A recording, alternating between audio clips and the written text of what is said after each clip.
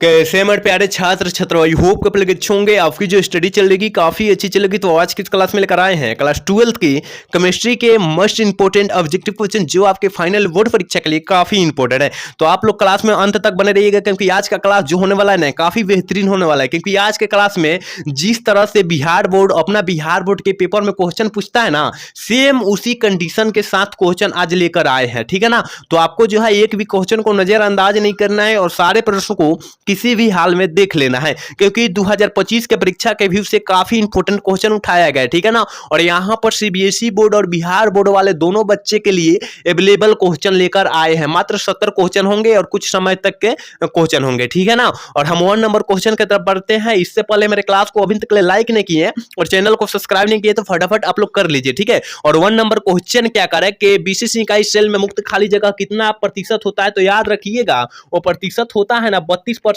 होता है और ये 2024 के परीक्षा में पूछा भी जा चुका है क्वेश्चन। इसलिए आपको जो है ये क्वेश्चन पर क्या करना है, काफी फोकस करना है। ठीक है, यहाँ पर थोड़ी सी इंग्लिश मीडियम वाले के लिए कट गया क्वेश्चन, यहाँ पर देख सकते हैं आप लोग। ठीक है ना, चलिए क्वेश्चन नंबर 2 क्या कर रहा है। ठीक है, 2 नंबर क्वेश्चन देखिए क्या कर रहा है, करे सटकी दोष के कारण ठोस का घनत्व क्या होता है। ये काफी इंपोर्टेंट क्वेश्चन देखिए, मात्र गैस प्रश्न 70 प्रश्न है। ठीक है ना, गैस प्रश्न है 70। ठीक है, इसलिए आपको जो है एक भी क्वेश्चन को नजरअंदाज नहीं करना। ठीक है, करे सटकी दोष के कारण ठोस का घनत्व क्या होता है, तो सटकी कह दिया ना वहां पर घट जाएगा, सटकी कहेगा वहां पर क्या हो जाएगा, वो दोष जो हो जाएगा उसका कारण जो हो जाएगा वो घट जाएगा। ठीक है, तो याद रखिएगा आप लोग। चलिए क्वेश्चन नंबर 3 क्या कर रहा है, क्वेश्चन नंबर 3 कह रहे हैं ना कि निम्न में से कौन अक्रिस्टलीय ठोस है। देखिए अक्रिस्टलीय ठोस को हम बेरोवदार ठोस भी कहते हैं, तो आपको भूलना नहीं है। ठीक है, अक्रिस्टलीय ठोस को हम लोग क्या कहते हैं, बेरोवदार ठोस भी कहते हैं। ठीक है, तो अक्रिस्टलीय ठोस है कौन में से अक्रिस्टलीय ठोस का उदाहरण, तो याद रखिएगा क्वार्ज गिलास जो होता है ना अक्रिस्टलीय ठोस का उदाहरण होता है। ऑप्शन बी हो जाएगा, लेकिन यहाँ पर केवल क्वार्ज रहता ना एक क्रिस्टलीय हो जाता है, मतलब रवरदार ठोस हो जाता है। ठीक है ना,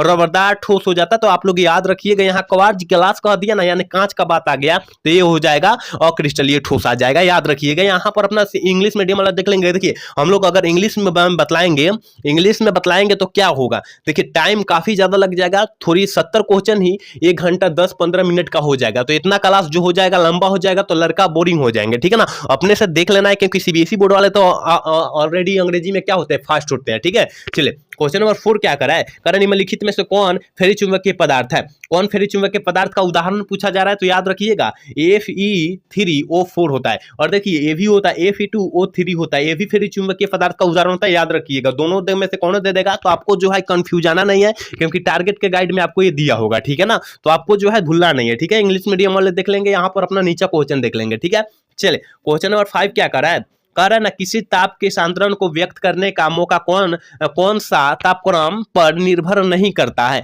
देखिए कितना क्वेश्चन को ही घुमा दिया गया है कि कौन तापक्रम पर निर्भर नहीं करता है। इस तरह दे देगा तो कोई लड़का मार देगा। ठीक है ना, कि मोलरता जो होता है ताप पर निर्भर नहीं होता है, लेकिन यहाँ कौन निर्भर नहीं करता है तो कौन हो जाएगा, यहाँ पर ऑप्शन कितना घुमा दिया है, क्वेश्चन कितना घुमा दिया है, यहाँ बच्चा मार देगा मोलरते मार देगा तो गलत हो जाएगा। 5 का ऑप्शन क्या मारना है आपको, 5 का ऑप्शन डी मारना है। याद रखिएगा ताप से क्या करता है, निर्भर नहीं करता है, यानी ताप से स्वतंत्र होता है और ताप पर निर्भर करता है। ठीक है, याद रखिएगा आप लोग। 6 नंबर क्वेश्चन का रहना विलयन के अनुसंग गुणधर्म का उदाहरण कौन है, तो याद रखिएगा क्वथनांक का उन्नयन जो होता है विलयन का अनुसंग गुणधर्म का उदाहरण होता है और प्रसरण दाब भी जो होता है ना अनुसंग गुणधर्म का उदाहरण होता है और हिमांक का उन्नमन भी जो होता है क्या होता है, अनुसंग गुणधर्म का उदाहरण होता है। ये भी साथ में आप लोग याद रखिएगा। एक बार सारे बच्चे क्लास को लाइक कर लेंगे और चैनल को सब्सक्राइब कर लेंगे। सारे बच्चे जो क्लास में हमारे नए जुड़ रहे हैं और जो पुराने जुड़ रहे हैं सारे बच्चे के लिए बोला जा रहा है। ठीक है ना, क्योंकि यहाँ लाइक की और सब्सक्राइब की जो संख्या है काफी कम है। ठीक है ना, तो आपको जो है वहां बढ़ाना होगा। ठीक है ना, हम आपके लिए इतना मेहनत करें, आप हमारे लिए थोड़ी सी मेहनत करिए। ठीक है, चलिए क्वेश्चन नंबर 7 क्या कर रहा है, कि समुद्र जल का परिसारक दाब लगभग कितना होता है, लगभग 30 एटीएम होता है। ऑप्शन जो हो जाएगा ए हो जाएगा, लेकिन यहाँ परिसारक दाब का मात्रक पूछ देगा तब क्या मारिएगा आप लोग, आंख मूंद कर क्या मारना है, एटीएम मारना है। याद रखिएगा परिसारक दाब का मात्रक जो होता है एटीएम होता है, याद रखिएगा आप लोग। ठीक है ना, एक भी क्वेश्चन को जो है छोड़ना नहीं है, जो भी एक्स्ट्रा क्वेश्चन आपको बताया जा रहा है वो क्वेश्चन को अच्छे से क्या कीजिएगा, गेन कीजिएगा। चलिए क्वेश्चन नंबर 8 क्या कह रहा है ना CaNO3 होल 2 का 1/2 गुणांक जो हो जाएगा वो कितना हो जाएगा। 8 का ऑप्शन क्या हो जाएगा, जल्दी से जो है बतला दीजिए क्या हो जाएगा। ऑप्शन सी हो जाएगा। ठीक है ना, ऑप्शन सी हो जाएगा, एक भी क्वेश्चन को नजरअंदाज नहीं करना है। ठीक है, चलिए क्वेश्चन नंबर 10 क्या कर रहा है, निम्न में से कौन बिलियन में विद्युत का संचालन करता है। कौन जो होता है विद्युत का संचालन करता है, तो याद रखिएगा ऑप्शन जो हो जाएगा क्या हो जाएगा, 9 का ऑप्शन जो हो जाएगा क्या ए हो जाएगा। ठीक है ना, विद्युत अपघट जो होता है बिलियन का संचालन चालन करता है, और अपघट नहीं मरना है, गलत हो जाएगा, ऑप्शन ए मरना है। ठीक है, चले 10 नंबर क्वेश्चन का गैल्वेनिक सेल में एनोड होता है। गैल्वेनिक सेल में साइड में एनोड कैसा होता है, तो याद रखिएगा वो जो होता है ऋणात्मक इलेक्ट्रोड होता है गैल्वेनिक सेल में। ठीक है ना, ऑप्शन जो हो जाएगा ए हम लोग टिक कर देंगे। एक बार सारे बच्चे क्लास का लाइक कर देंगे, चैनल को सब्सक्राइब कर लेंगे और अपने दोस्त को शेयर भी कर देंगे कि वो भी क्लास का भरपूर लाभ उठा ले। ठीक है ना, क्योंकि शेयर करना मत भूलिएगा। चलिए क्वेश्चन नंबर 11 देखते हैं, और 11 नंबर क्वेश्चन क्या करें, विद्युत धारा जब किसी चालक से इलेक्ट्रॉनों के द्वारा प्रभावित होता है तो चालक को हम लोग क्या कहते हैं, तो उस चालक को हम लोग क्या कहते हैं, तो याद रखिएगा धात्विक चालक कहते हैं। 11 का ऑप्शन जो हो जाएगा ये हो जाएगा। 12 नंबर क्वेश्चन क्या करें, निम्नलिखित में से कौन द्वितीयक सेल है, कौन जो है द्वितीयक सेल का उदाहरण है, तो याद रखिएगा 12 का ऑप्शन जो हो जाएगा वो बी हो जाएगा। क्या हो जाएगा, लेड स्टोरेज बैटरी बोलते हैं द्वितीयक सेल का दूसरा नाम क्या होता है, लेड स्टोरेज बैटरी। और लेड स्टोरेज बैटरी से आप क्या समझते हैं, 2 नंबरिया में पूछता है, याद रखिएगा। ठीक है ना, और ये प्राथमिक सेल का हम लोग क्या कहते हैं, लेक चौले सेल कहते हैं, याद रखिएगा, ये भी प्राथमिक सेल को कहते हैं। ठीक है, चले क्वेश्चन नंबर 13 क्या कर रहा है, कह रहा है ना, कह रहा है कि विशिष्ट प्रतिरोध का इकाई होता है। विशिष्ट प्रतिरोध का इकाई क्या होता है, जल्दी से जो है आप लोग 13 का ऑप्शन बतला दीजिए क्या हो जाएगा, तो ओम मीटर हो जाएगा। ठीक है ना, ऑप्शन जो हो जाएगा क्या हो जाएगा, सी हो जाएगा। चलिए 14 नंबर क्वेश्चन क्या कर रहा है, कह रहे कि विद्युत रासायनिक तुल्यांक का मात्रक क्या होता है, काफी इंपॉर्टेंट है ये सारे प्रश्न जो है ना, मात्र निचोड़ क्वेश्चन है। 70 जो क्वेश्चन है मात्र निचोड़ क्वेश्चन है, इसलिए आपको जो है सारे क्वेश्चन पर अत्यधिक फोकस करना होगा। ठीक है ना, तो 14 का ऑप्शन बतला दीजिए क्या हो जाएगा, तो 14 का ऑप्शन जो हो जाएगा मेरे भाई सी हो जाएगा।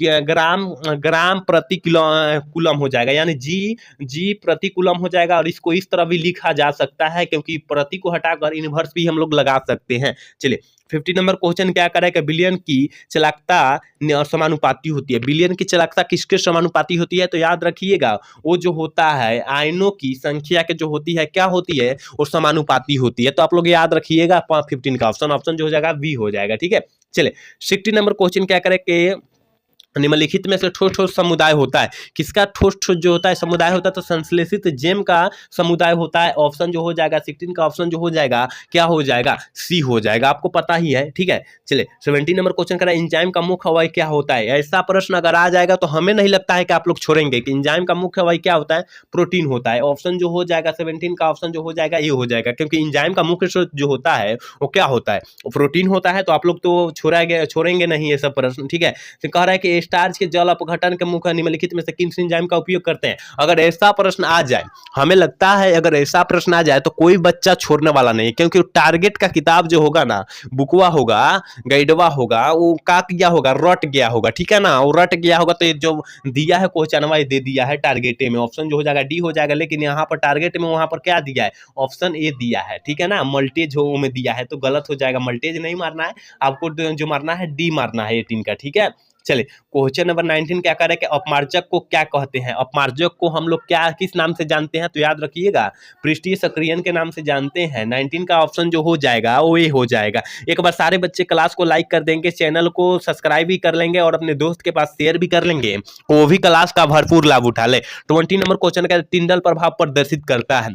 टिंडल प्रभाव जो होता है वो क्या प्रदर्शित करता है, 20 का ऑप्शन क्या हो जाएगा, ये हो जाएगा। आपको पता ही है कि वास्तविक घोल द्वारा वो क्या होता है, प्रदर्शित हो जाता है, ऑप्शन ए हो जाएगा। चलिए क्वेश्चन नंबर 21 क्या करें, निम्नलिखित में किनके लिए हिमांक का अवनमन अधिकतम होता है। किनके लिए जो होता है हिमांक का अवनमन अधिकतम होता है, K2SO4 के लिए जो होता है हिमांक का अवनमन वो अत्यधिक होता है। ऑप्शन जो हो जाएगा ये हम लोग टिक कर देंगे। ठीक है ना, एक भी क्वेश्चन को छोड़ना नहीं है मेरे भाई। ये सारे प्रश्न जो है ना मात्र गैस प्रश्न उठाया गया। ठीक है ना, क्योंकि अचरा का जरा प्रश्न से मान लीजिए आलतू फालतू प्रश्न उठाएंगे उससे तो अब काम चलने वाला नहीं है, क्योंकि आपके पास परीक्षा की टाइमिंग जो है काफी कम आ चुकी है, नजदीकी आ चुकी है, जिसके कारण आपको जो है सारे प्रेशर का सब्जेक्ट का प्रेशर आपके सिर पर आ जाता है, जिसके कारण आप लोग सारे क्वेश्चन को भूलने लगते हैं, क्योंकि प्रेशर से भूलने लगते हैं। ठीक है ना, अगर परीक्षा देकर निकलिएगा ना तो सारे प्रश्न याद हो जाएगा, सारा प्रश्न याद हो जाएगा, ये रखिएगा, याद रखिएगा। ठीक है ना, तो आपको जो है उसी टाइप से लेकर आ रहे हैं, क्योंकि कम कम क्वेश्चन ही हम पढ़ाएंगे आपको। ठीक है ना, एक 200-300 नहीं पढ़ाएंगे, क्योंकि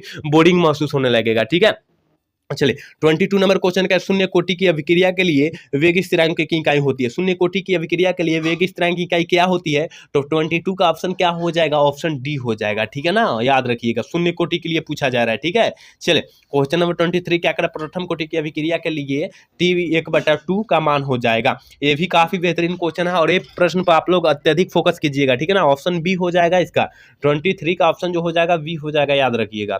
24 नंबर क्वेश्चन कह रहा है ना, किस कोटि की अभिक्रिया के लिए वेग तथा वेग स्थिरांक की इकाई जो होती है समान होती है। देखिए वेग तथा वेग स्थिरांक की इकाई समान होती है। अगर ये 2024 का बोल दिया जाए, प्रश्न पूछा हुआ है, तो आप लोग कहिएगा कि सारा 2024 में पूछा हुआ है। अगर आपके भाई बहन दिए होंगे पेपर या आगे टारगेट का बुक खरीदे होंगे, तो वहां स्पष्ट रूप से आपको जो है वहां 2024 लिख दिया होगा। आप लोग वहां पर भी देख सकते हैं कि ये 2024 में पूछा हुआ प्रश्न है, ठीक है ना। तो वेग तथा वेग स्थिरांक की इकाई जो होती है समान होती है। ऑप्शन याद रखिएगा, शून्य कोटि में, ठीक है। चलिए क्वेश्चन नंबर 25 क्या कह रहा है, कह रहा है कि सेल जिसमें रासायनिक ऊर्जा विद्युत ऊर्जा में बदलता है उसे हम लोग क्या कहते हैं? उसे हम लोग क्या कहते हैं? 25 का ऑप्शन क्या हो जाएगा? ऑप्शन बी हो जाएगा, गैल्वेनिक सेल कहते हैं, याद रखिएगा, ठीक है। एक भी क्वेश्चन को क्या करना है, नजरअंदाज नहीं करना है, मिस्टेक नहीं करना है, क्योंकि देखिए मान लीजिए कोई क्वेश्चन अगर छोड़ रहे हैं, अगर वही क्वेश्चन फाइनल बोर्ड परीक्षा में पूछ दिया तो आपको वहां भी छोड़ना पड़ जाएगा, क्योंकि यहाँ छोड़े हैं और स्पष्ट रूप से, जिसके कारण वहां छोड़ना पड़ जाएगा। अगर मार भी रहे हैं तो अंजादी मार रहे हैं तो वहां कहीं लहेगा तो लहेगा, नहीं तो गलत हो जाएगा, ठीक है ना। तो छोड़ना नहीं है, थोड़ी सी लापरवाही के चलते वहां पर एक नंबर आपको जो है कम हो जाएगा। देखिए 299 नंबर आ जाए तो वहां पर सेकंड डिवीजन लग जाएगा, क्योंकि आजकल जो है ना, हमें नहीं लगता है कि ग्रेसिंग मार्क देकर आपको पास कर दिया जाएगा, ठीक है ना। पास नहीं किया जाएगा, याद रखिएगा आप लोग। तो अगर सेकंड में आ जाइएगा तो वहां कितना बुझाएगा कि 299 नंबर है, अगर एक नंबर दे दिया होता तो हम लोग क्या होते, फर्स्ट आ गए होते, ठीक है ना। तो आपको जो है एक नंबर को हल्का में नहीं लेना है, ठीक है ना। अगर आपके कोचिंग में भी टेस्ट हो रहा होगा, आपके संस्था में भी टेस्ट हो रहा होगा, तो वहां पर एक नंबर से पीछे हो जा रहेंगे तो बहुत बुझा रहा होगा कि आपके साथी का वहां क्या हुआ, मेडल मिल गया और हमको जो है क्या हुआ, मेडल नहीं मिला। तो आपको जो है थोड़ी सी बेहतर अत्यधिक बेहतर में क्या करना होगा, मेहनत करना होगा, ठीक है। तो 26 का ऑप्शन बता दीजिए कि किसका ऑक्सीकरण विभव सबसे अधिक होता है। तो याद रखिएगा 26 का ऑप्शन जो हो जाएगा डी हो जाएगा। मैग्नीशियम का जो होता है क्या होता है, ऑक्सीकरण विभव जो होता है सबसे अधिक होता है, ठीक है। चलिए क्वेश्चन नंबर 27 क्या करें, आदर्श विलयन का निम्न में से कौन गुण है। मतलब उदाहरण पूछा जाए तो आदर्श विलयन जो होता है राउल्ट नियम का पालन करता है, ऑप्शन ए हो जाएगा, ठीक है। चलिए क्वेश्चन नंबर 28 करें, C6H6 कैसा पदार्थ है। C6H6 कैसा पदार्थ है, तो याद रखिएगा 28 का ऑप्शन जो हो जाएगा ना, क्या हो जाएगा, C6 क्या हो जाएगा, प्रतिलोह चुंबकीय पदार्थ हो जाएगा, ऑप्शन सी हो जाएगा, ठीक है। चलिए क्वेश्चन नंबर 29 का निम्नलिखित में से कौन धातु साधारण मुक्त अवस्था में पाया जाता है। मुक्त अवस्था में कौन पाया जाता है, तो 29 का ऑप्शन क्या हो जाएगा, तो ऑप्शन जो हो जाएगा बी हो जाएगा। ए कहते हैं सोना जो होता है ना, सोना जो होता है, ऑप्शन बी हो जाएगा। क्या होता है, ये सोना जो होता है ना वो मुक्त अवस्था में पाया जाता है, ठीक है। 30 नंबर क्वेश्चन क्या करा है, निम्नलिखित में से किस धातु के निष्कर्षण के लिए साइनाइड विधि का उपयोग करते हैं। तो साइनाइड विधि का उपयोग जो करते हैं किसके लिए, सिल्वर। तो सिल्वर का सूत्र क्या होता है, तो एजी होता है, ठीक है ना। सिल्वर का जो हम उपयोग करते हैं साइनाइड विधि द्वारा करते हैं, और सिल्वर का जो सूत्र होता है क्या होता है, एजी होता है, ठीक है। चलिए क्वेश्चन नंबर 31 कह रहा है कि अयस्क में उपस्थित अशुद्धियों को हम लोग क्या कहते हैं। 10 क्लास से ही क्वेश्चन को हम पढ़ते आ रहे हैं कि अयस्क में उपस्थित अशुद्धियों को हम लोग गैंग कहते हैं, ऑप्शन जो हो जाएगा बी हो जाएगा, ठीक है ना। चलिए क्वेश्चन नंबर 32 क्या करेगा, निम्न में से वह लवण जो खनिज लवणों से सबसे कम पाया जाता है। खनिज लवणों में सबसे कम पाया जाता है, कौन कम पाया जाता है, तो याद रखिएगा 32 का ऑप्शन जो हो जाएगा डी हो जाएगा। नाइट्रेट जो होता है हम लोग को खनिज लवण में सबसे कम पाया जाता है, इसलिए आपको जो है याद रखना है, ऑप्शन डी हो जाएगा, ठीक है। एक बार सारे बच्चे क्लास को लाइक कर लेंगे, चैनल को सब्सक्राइब कर लेंगे और अपने दोस्त के पास शेयर भी कर लेंगे कि वो भी क्लास का भरपूर लाभ उठा ले। कह रहा है ना 33 नंबर क्वेश्चन कह रहा है कि गैलेना किसका अयस्क होता है। देखिए गैलेना जो होता है पीवी का अयस्क होता है, पीवी मतलब क्या होता है, सोना होता है, ठीक है ना। सोना होता है, सोना कह रहे हैं हम। लेड मतलब क्या होता है, शीशा होता है, ठीक है ना। शीशा होता है, क्योंकि पीवी का जो होता है सूत्र होता है क्या, सॉरी सोना का सूत्र होता है क्या, शीशा का सूत्र होता है पीबी होता है, याद रखिएगा। तो 33 का ऑप्शन बी हो जाएगा। 34 नंबर क्वेश्चन क्या कर रहा है कि हुप की विधि के द्वारा निम्नलिखित में से किस धातु का शोधन करते हैं। हुप के विधि कह रहा है, हुप के विधि द्वारा, तो याद रखिएगा हुप अगर कह दिया ना तो वहां एल्युमिनियम मार दीजिएगा, ठीक है ना। हुप कह देगा वहां पर एल्युमिनियम आंख मुझ और आपको मार देना है, ठीक है ना। चलिए क्वेश्चन नंबर 35 कह रहा है कि निम्नलिखित में से कौन जिंक का अयस्क नहीं है। जिंक का अयस्क जो है बक्साइड नहीं है, क्योंकि बक्साइड जो है एल्युमिनियम का अयस्क है, ठीक है ना। तो ऑप्शन डी हो जाएगा। चलिए क्वेश्चन नंबर 36 क्या करें, निम्नलिखित में से कौन नाइट्रोजन का ऑक्साइड हंसाने वाला गैस है। हंसाने वाला यानी उसे हम लोग क्या बोलते हैं, लाफिंग गैस। यहाँ पर दिया भी होगा, लाफिंग गैस नहीं दिया है, लाफिंग गैस है, यहाँ पर दे दिया है, देखिए यहाँ पर दिया है कि लाफिंग गैस इसे हम लोग बोलते हैं। तो 36 का ऑप्शन क्या हो जाएगा, ऑप्शन बी हो जाएगा। नाइट्रस ऑक्साइड को जो है हंसाने वाला गैस के नाम से हम लोग जानते हैं, ऑप्शन जो हो जाएगा बी हो जाएगा। ठीक है, चले क्वेश्चन नंबर 37 क्या करें कि आवर्त सारणी के ग्रुप 16 के सल्फर में के अलावा पाए जाने वाला तत्व जो है कौन है। वर्ग कथी, वर्ग ग्रुप के मतलब वर्ग 16 के तत्व में बोला जा रहा है, ठीक है ना, वर्ग 16 के तत्व में बोला जा रहा है। तो जल्दी से जो है ना 37 का ऑप्शन बता दीजिए कि कौन सा है। ऑक्सीजन जो है ना, कि जहाँ पाया जाने वाला तत्व ऑक्सीजन भी है, सल्फर के अलावा ऑक्सीजन भी है, ऑप्शन जो हो जाएगा ये हो जाएगा। ऐसा ऐसा प्रश्न आपको 2 से 3 प्रश्न ऐसा रहेगा, इससे डालेगा बिहार बोर्ड, ठीक है ना। तो आपको घबराना नहीं है, हमारे चैनल से जुड़ जाइए, हम ऐसा ऐसा ही प्रश्न आपको लेकर आएंगे, ठीक है ना, ऐसा ऐसा ही प्रश्न लेकर आएंगे। और फिर से थोड़ी सी हम देख रहे हैं कि चैप्टर बाई चैप्टर थोड़ी करा दे, 5 दिन का क्लास होगा और 5 दिन में हम लोग समाप्त कर देंगे वो सारे क्वेश्चन, ठीक है ना। तो हम कराएंगे।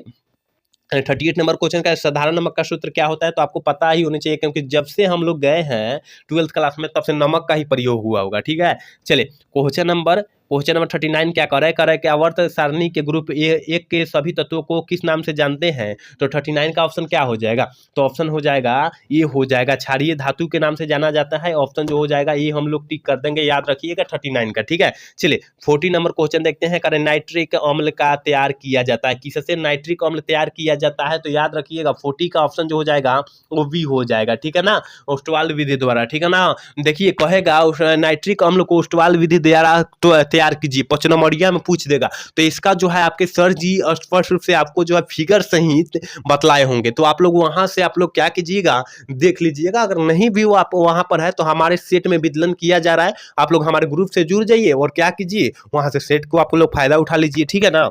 चलिए 41 नंबर क्वेश्चन करेंगे, ओलियम के H2SO4 के साथ और कौन सा अवयव उपस्थित रहता है। कहने का मतलब और कौन सा तत्व उपस्थित होता है। देखिए क्या होता है, ओलियन का सूत्र जो होता है H2SO7 होता है, ठीक है ना। तो यहाँ पर अब जोड़ना लीजिए कि यहाँ पर H दो गो दैया है, यहाँ पर 2 गो है, S जो है कौ गो है, S जो है एक गो है यहाँ पर, ठीक है ना। तो यहाँ पर H2SO7 होता है, ठीक है ना। तो यहाँ पर जो है ऑप्शन जो हो जाएगा क्या हो जाएगा, 41 का ऑप्शन जो हो जाएगा वो बी हो जाएगा, क्योंकि H2SO7 हो जाएगा। तो 2 गो यहाँ पर अगर इसको जोड़ देंगे तो यहाँ पर 4 और 3 7 हो जाएगा और S 2 गो हो जाएगा, यानी ऑप्शन जो हो जाएगा बी हम लोग टिक कर देंगे, ठीक है। थोड़ी सी आप लोग ओलियन का सूत्र याद रखिएगा क्योंकि ये पूछता है, ठीक है।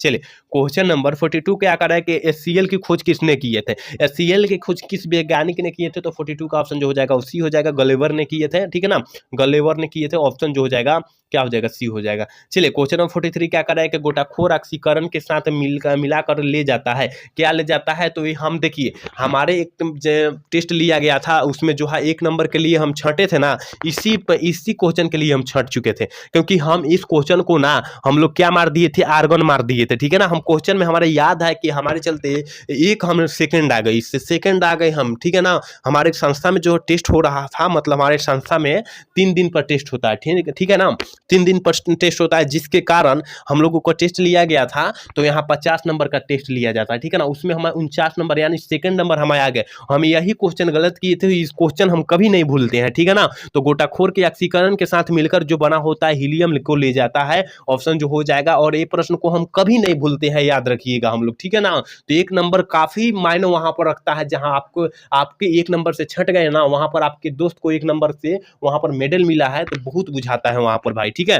तो 44 नंबर क्वेश्चन देखते हैं, कह रहा है फोटोग्राफिक फिल्म में प्लेट में किसका अवयव आवश्यक घटक होता है, किसका आवश्यक घटक होता है। तो याद रखिएगा 44 का ऑप्शन जो हो जाएगा वो क्या हो जाएगा, ऑप्शन जो हो जाएगा बी हो जाएगा, सिल्वर ब्रोमाइड। और सिल्वर ब्रोमाइड को ना इससे इंग्लिशों में लिख देता है, तो सिल्वर ब्रोमाइड का याद रखिएगा AgBr होता है फॉर्मूला। अगर ये दे देगा इंग्लिश में तो आप मार दीजिएगा AgBr मार दीजिएगा, ठीक है ना।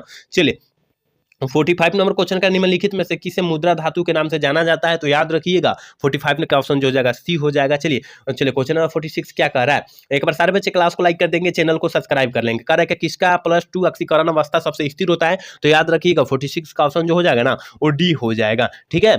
चलिए क्वेश्चन नंबर 48 क्या 47 क्या करें, लोहे को जंग लगने से रोकने का सबसे अच्छा तरीका क्या है। लोहे को जंग लगने से सबसे अच्छा तरीका क्या है, 47 का ऑप्शन जो हो जाएगा ये हो जाएगा आयरन का कैथोड क्या करके चढ़ाकर। आयरन मतलब लोहा होता है, ठीक है ना, लोहा का कैथोड बनाकर, अगर आयरन की जगह लोहा भी दे देगा, यहाँ यूरोन दे दिया है और लोहा का सूत्र यूरोन होता है, इंग्लिश जो होता है यूरोन होता है, ठीक है।